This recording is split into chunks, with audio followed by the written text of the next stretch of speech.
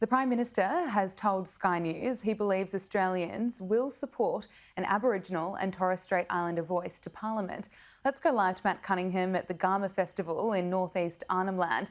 Matt, when will we see a referendum on this issue?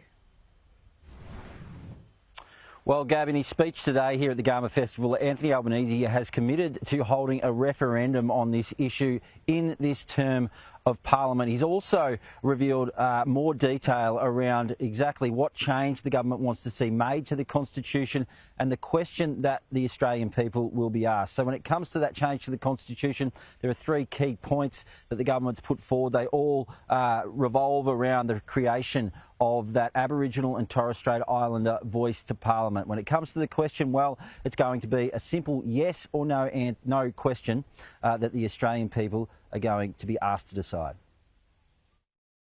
We should consider asking our fellow Australians something as simple but something as clear as this.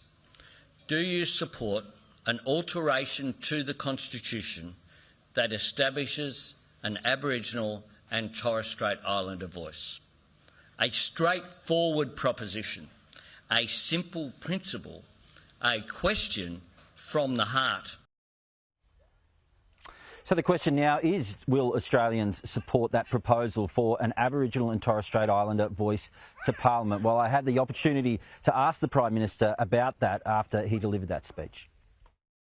Do you think you'll win the support of the Australian public now? Well, my speech speaks for itself, so I'm hoping to get the support.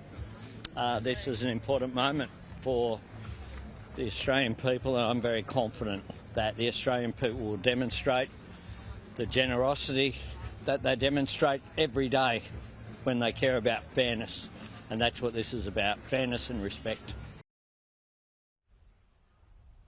A lot of questions now about whether the coalition will support this proposal. They've said previously that they want to see more meat on the bones when it comes to this proposal for an Aboriginal and Torres Strait Islander voice to Parliament. I caught up with Julian Lisa a bit earlier, and I think we'll hear a little bit more from him about this issue a bit later on in the program. But it's a monumental speech delivered by Anthony Albanese today, Gab. Some people are saying it's the most significant speech when it comes to Indigenous affairs in this country since Kevin Rudd delivered the apology to the stolen generations back in 2008.